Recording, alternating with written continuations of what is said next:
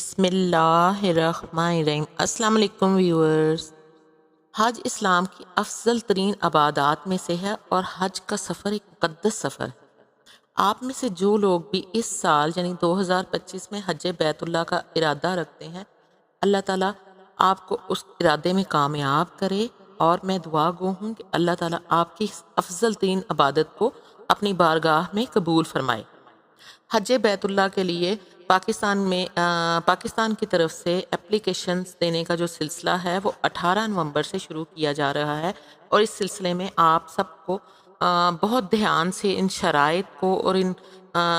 جتنی بھی ہدایات ہیں ان فارمز کو پر کرنے کے لیے ان کو آپ نے بڑے غور سے پڑھنا ہے، اور اگر تو آپ اپنا فارم خود فل کر سکتے ہیں تو آپ خود بھی اس کو آن لائن سبمٹ کروا سکتے ہیں حج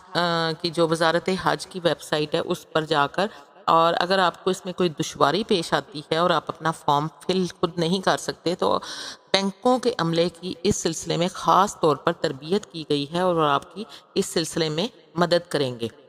اور جو وزارت کی ویب سائٹ ہے اس پر جو آن لائن جو ہے وہ مطلوبہ کوائف کا اگر آپ اندراج کریں تو اس صورت میں آپ کے لیے لازم ہے کہ جو بھی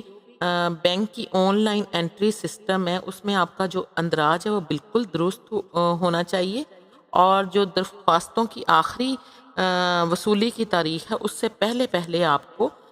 یہ جو فارمز ہیں یہ آن لائن بھی سبمٹ کر دینے ہیں، یعنی کہ 3 دسمبر سے پہلے 18 نومبر سے لے کر 3 دسمبر تک یہ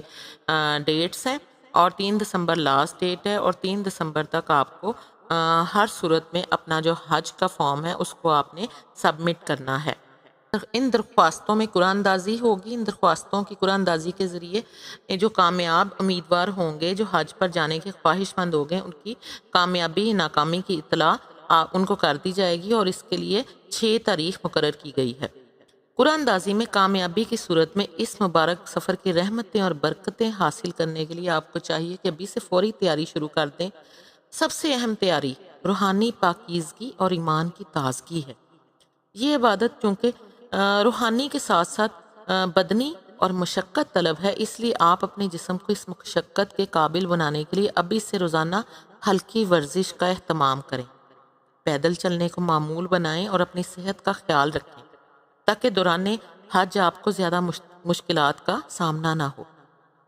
اس کے علاوہ حج کے ضروری لوازمات سے آگاہی اور مناسک حج کی مناسب تربیت بھی نہایت ضروری ہے۔ اس کے لیے آپ کو چاہیے کہ حج کی معلومات پر مبنی کتابوں کا مطالعہ کریں، تربیتی پروگراموں میں شرکت کا شیڈیول آپ کو جب ملے گا حج کی وزارت کی طرف سے تو اس میں ضرور شرکت کریں، اور ان میں شرکت کو اور شمولیت کو لازمی بنائیں۔ وزارت حج کی سائٹ پر جو ڈیٹا کلیکشن فارم دیا گیا ہے وہ گورنمنٹ کی حج اسکیم جس میں ریگولر اور اسپانسرشپ اسکیم دونوں شامل ہیں ان کے لیے دیا گیا ہے، اور ڈیٹا کلیکشن فارم کو پر کرنے سے پہلے آپ کو چاہیے کہ ضروری ہدایات اور شرائط جو ہیں اہلیت کی یعنی حج پر جانے کے لیے جو ضروری شرائط ہیں ان کو اچھی طرح پڑھیں، سمجھیں، اور ایسا نہ ہو کہ کسی غلطی کی وجہ سے آپ کی درخواست مسترد ہو جائے۔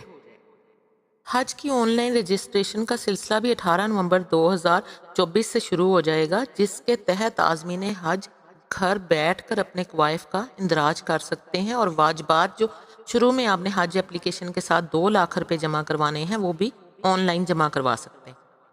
اور وزارت کی طرف سے جو نامزد بینک ہیں ان میں جو حج درخواست جو آپ نے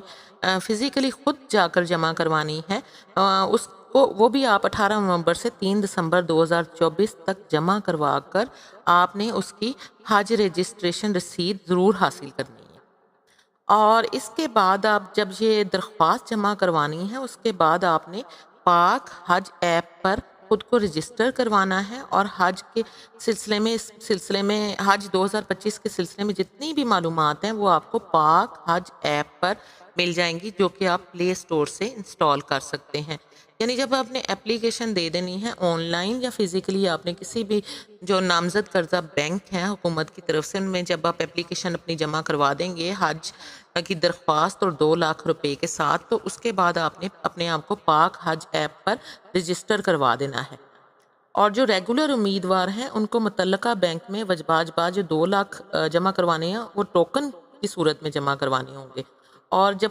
قرعہ اندازی ہوگی اس کے بعد کامیاب ہونے والے جو حضرات ہیں جو قرعہ اندازی میں جن کا نام نکلے گا ان کو 4 لاکھ روپے جمع کروانے پڑیں گے، اور اس کے ساتھ ان کو اضافی واجبات وغیرہ جو ہیں، مثال کے طور پر انہوں نے قربانی کرنی ہے تو اس کے بھی انہیں پیسے جمع کروانے پڑیں گے، اور اگر وہ ڈبل بیڈ یا ٹرپل بیڈ کی کوئی سہولیات لینا چاہتے ہیں تو اس میں کے لیے بھی ان کو رقم جمع کروانی پڑے گی۔ اور اس کے بعد جو بقایا رقم ہے وہ ان کو 10 فروری تک، یعنی 10 فروری سے پہلے پہلے ساری رقم ان کو جمع کروانی ہوگی۔ یعنی کہ پہلے آپ نے اپلیکیشن کے ساتھ 2 لاکھ روپے جمع کروانے ہیں، اور جب آپ ان شاء اللہ تعالیٰ قرعہ اندازی جو کہ 6 دسمبر 2024 میں ہوگی اس میں آپ کا جب نام آ جائے گا تو اس کے بعد آپ نے بقیہ 4 لاکھ روپے اور اس کے ساتھ اپنے جتنی بھی آپ جس کیٹیگری میں جانا چاہتے ہیں، آپ قربانی کرنا چاہتے ہیں تو قربانی کی رقم آپ کو جمع کروانی پڑے گی، اور اگر آپ کوئی اضافی سہولت لینا چاہتے ہیں تو اس کے لیے بھی جتنی رقم مختص کی گئی ہے وہ آپ کو ادا کرنی ہوگی، اور اس کے بعد باقی رقم جو ہے وہ اس کا حکومت کی طرف سے اعلان کیا جائے گا، کیونکہ ابھی تک ایک رقم مختص نہیں کی گئی، لیکن یہی کہا گیا ہے کہ 10,75,000 سے 11,75,000 کے درمیان ریگولر حج اسکیم والوں کا حج ہوگا۔ اور اس سلسلے میں جب آپ شروع کے یعنی کہ 2 لاکھ پہلے 4 لاکھ بعد میں، اور اس کے بعد جو باقی رقم ہے وہ آپ کو ہر صورت میں 10 فروری 2025 سے پہلے جمع کروانی پڑے گی۔ حج کی قرعہ اندازی جب ہوگی 6 دسمبر کو تو اس کے بعد جو باقی 4 لاکھ روپے جمع کروانے پڑیں گے وہ قرعہ اندازی کے بعد 10 دن کے اندر اندر جمع ہوں گے، اور اس کے بعد باقی تیسری قسط جو ہے وہ 10 فروری تک جمع ہوگی، اور ادائیگی کے اسکیجول پر اگر عمل نہ کیا تو ضابطے کے مطابق درخواست کی منسوخی بھی عمل میں آ سکتی ہے اور رقم کی کٹوتی بھی ہو سکتی ہے۔ یہاں میں آپ کو بتاتی چلوں کہ مکہ میں جو رہائش کی کیٹیگریز ہیں ان میں اگر آپ الگ کمرہ لینا چاہیں اپنی فیملی کے لیے، اگر آپ فار ایگزامپل اگر آپ ڈبل بیڈ لینا چاہیں تو اس کے لیے آپ کو 2,59,000 روپے کی اضافی رقم ادا کرنی ہوگی، جو کہ آپ کو حج کی جب قرعہ اندازی ہوگی اس کے بعد قرعہ اندازی میں کامیابی کی صورت میں جو آپ 4 لاکھ روپے جمع کروائیں گے اس کے ساتھ آپ کو یہ رقم یعنی 2,59,000، اگر آپ ڈبل بیڈ علیحدہ سے روم لینا چاہتے ہیں تو یہ 2,59,000 کی رقم جمع کروانی پڑے گی، اور اگر آپ 3 افراد ہیں اور اگر آپ 3 افراد کے لیے علیحدہ کمرہ لینا چاہتے ہیں تو 4 لاکھ کے ساتھ آپ کو 86,500 روپے کی اضافی رقم جمع کروانی پڑے گی، اور اگر آپ قربانی جانا چاہتے ہیں تو اس کے لیے آپ کو 55,500 روپے کی اضافی رقم ادا کرنی ہوگی۔ اس سال سعودی گورنمنٹ کی طرف سے 12 سال سے کم عمر بچوں کے حج کرنے پر پابندی ہے، اور صرف وہی پاکستانی مسلمان اس اسکیم کے تحت درخواست دے سکتے ہیں جن کی عمر 12 سال سے زیادہ ہے، یعنی 12 جنوری 2025 کو ان کی عمر 12 سال سے زائد ہونی چاہیے، اور نادرا کا جاری کردہ کارآمد شناختی کارڈ اور پاکستانی کارآمد مشین ریڈیبل بین الاقوامی پاسپورٹ جس کی میعاد 6 دسمبر 2025 تک ہو، یعنی ان کے پاس جو پاسپورٹ ہو وہ اس کی ایکسپائری ڈیٹ 6 دسمبر 2025 تک ہونی چاہیے۔ اور وزارت کی ہدایت ہے کہ پاسپورٹ جو ہے وہ بینک میں یا وزارت میں ابھی جمع کروانے کی ضرورت نہیں ہے، آپ نے اپنا پاسپورٹ بذریعہ پاک حج ایپ آن لائن سکین کر کے اپلوڈ کرنا ہے، اسی لیے آپ کو کہا گیا ہے کہ جو ہی آپ نے اپلیکیشن اپنی دینی ہے اور 2 لاکھ روپے جمع کروانے ہیں تو اس کے ساتھ ہی آپ نے اپنے آپ کو پاک حج ایپ پر رجسٹر کروا لینا ہے، کیونکہ اسی ایپ پر آپ نے اپنا پاسپورٹ سکین کر کے اس کو اپلوڈ کرنا ہے۔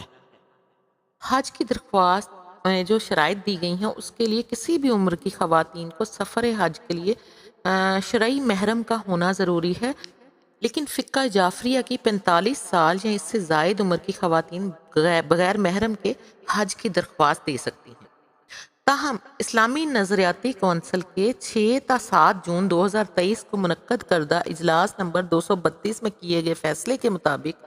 حج 2025 کی ادائیگی کے لیے ان شرائط کے ساتھ کسی محرم کی ضرورت نہیں ہوگی۔ یہ شرطیں یہ ہیں کہ یعنی یہ چند شرطیں ایسی ہیں جو اگر آپ پوری کر دیں گی خواتین تو ان کو محرم کی ضرورت نہیں ہوگی۔ نمبر 1، ان کے والدین یا شوہر انہیں اجازت دیں۔ نمبر 2، وہ کسی قابل اعتماد خواتین کے گروپ میں شامل ہوں۔ نمبر 3، ان کو کسی قسم کے فساد یا خطرے کا اندیشہ نہ ہو، اور اس فیصلے کی روشنی میں محرم کی استثنا جو ہے، محرم کا جو استثنا ہے اس کے لیے حلف نامہ دینا ہوگا. یعنی کہ یہ جو 3 شرائط ہیں کہ ان کے والدین یا شوہر نے اجازت دیں، وہ کسی قابل اعتماد خواتین کے گروپ میں سے ہوں، یا ان کو کسی قسم کے فساد یا خطرے کا اندیشہ نہ ہو، اور اس کے لیے انہیں محرم کے استثنا کے لیے حلف نامہ دینا ہوگا. اور شرعی محرم جو ہیں اس سلسلے میں، وہ میں آپ کو بتاتی چلوں کہ خاوند ہے، والد ہے، بھائی ہے، بیٹا، دادا، نانا، سسر، چچا، ماموں، بھتیجا، بھانجا، پوتا، نواسا اور داماد کو بھی محرم تصور کیا جاتا ہے. ان کے علاوہ دوسرے جو افراد ہیں وہ محرم نہیں ہیں. اس سال حج 2025 کے لیے حکومت نے بہت سی شرائط عائد کی ہیں، جس میں سے ایک شرط یہ بھی ہے کہ مکمل طور پر صحت مند افراد ہی حج کے اہل ہوں گے. ایسے اشخاص گردے، دل، دائمی پھیپھڑوں اور جگر کی خرابی کے آخری مرحلے میں ہوں، اور ہر طرح کے کینسر کے مریض جو کہ کیمو تھراپی پر ہوں، اور شدید اعصابی نفسیاتی مریض اور ڈیمنشیا کے مریض حج کے لیے اہل نہیں ہیں. اور اس سال سعودی تعلیمات کے مطابق عازمین حج کے لیے سعودی حکومت کی طرف سے منظور کردہ ویکسینیشن لگوانا لازمی ہے، وگرنہ یہ افراد حج کے اہل نہیں ہوں گے. اور ایسی خواتین جو حج روانگی کے وقت 5 ماہ سے زائد کی حاملہ ہوں یا حمل کی کسی بھی قسم کی پیچیدگی ہو، ان خواتین کو حج پر جانے کی اجازت نہیں ہوگی. حج پر روانگی سے پہلے وزارت حاجی کیمپ میں لیڈی ڈاکٹر سے طبی معائنہ بھی کروایا جا سکتا ہے. میڈیکل سرٹیفکیٹ جمع کروانا لازمی ہوگا. میڈیکل سرٹیفکیٹ پر سرکاری یا نیم سرکاری، فوجی، حکومتی یا خود مختار ادارے کا یا کارپوریشن کے ہاسپٹل کے ڈاکٹر سے تصدیق کرانا ضروری ہے. پرائیویٹ ڈاکٹر کا تصدیق کردہ میڈیکل سرٹیفکیٹ قابل قبول نہیں ہوگا. اور حج پر روانگی سے پہلے وزارت آپ کا متعلقہ حاجی کیمپ میں دوبارہ طبی معائنہ بھی ہوگا. میڈیکل سرٹیفکیٹ صحت کے مطابق نہ ہونے کی صورت میں عازمین کو حج پر جانے سے روک دیا جائے گا. اس کے علاوہ میڈیکل سرٹیفکیٹ میں کسی قسم کی غلط بیانی کی صورت میں درخواست گزار کے علاج معالجے اور وطن واپس بھیجے جانے پر ہونے والے اخراجات درخواست گزار خود برداشت کرے گا، اور میڈیکل سرٹیفکیٹ جاری کرنے والے مجاز ڈاکٹر یا ادارے کے خلاف سخت تادیبی کارروائی کی جائے گی. یعنی کہ یہ نہیں کہ غلط سرٹیفکیٹ یا غلط ہیلتھ سرٹیفکیٹ کسی سے اٹیسٹ کروا کر اگر کوئی حج پر چلا گیا، وہاں اس کی طبیعت خراب ہو گئی یا ہیلتھ کا کچھ کوئی ایشو آ گیا تو اسے واپس بھیج دیا جائے گا، اور اس سلسلے میں واپس بھیجنے کے جتنے بھی اخراجات ہوں گے وہ حاجی خود برداشت کرے گا. اور میڈیکل سرٹیفکیٹ جو غلط میڈیکل سرٹیفکیٹ جاری کرے گا ڈاکٹر یا کوئی بھی ادارہ، اس کے خلاف سخت کارروائی کی جائے گی.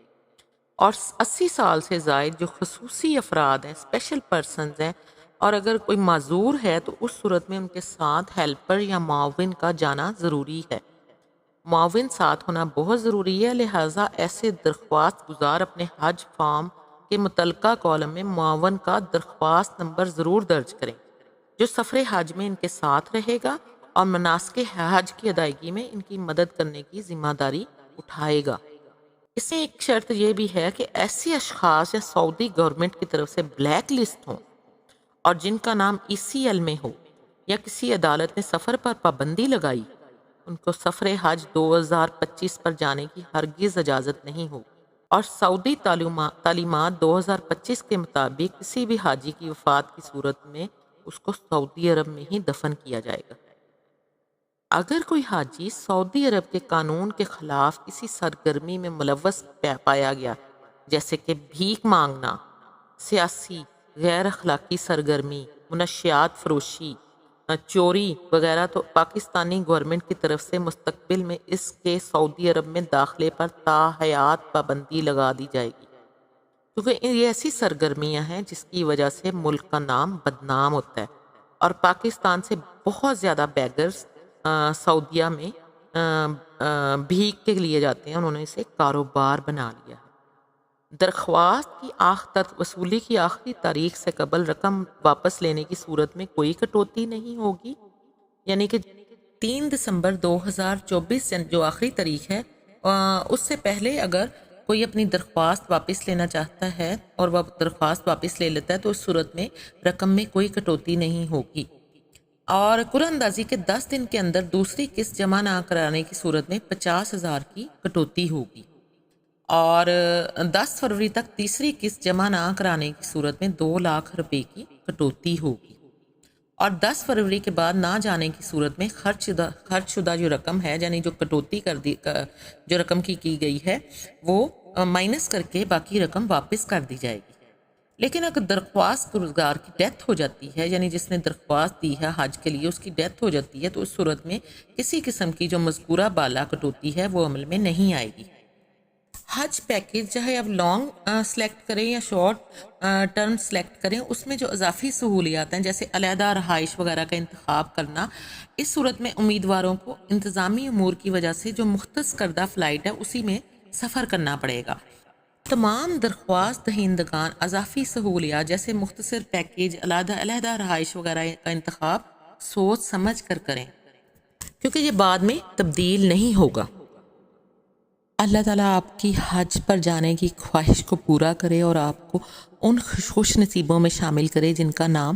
حج کی قرعہ اندازی میں کامیاب امیدواروں کی صورت میں سامنے آئے گا۔ اللہ تعالیٰ آپ کے سفر حج کو آسان بنائے اور آپ کے تمام عبادات کو قبول فرمائے۔ میری یہ کاوش اگر آپ کو اچھی لگی ہو اور اس میں دی گئی معلومات سے آپ کو کچھ مدد ملی ہو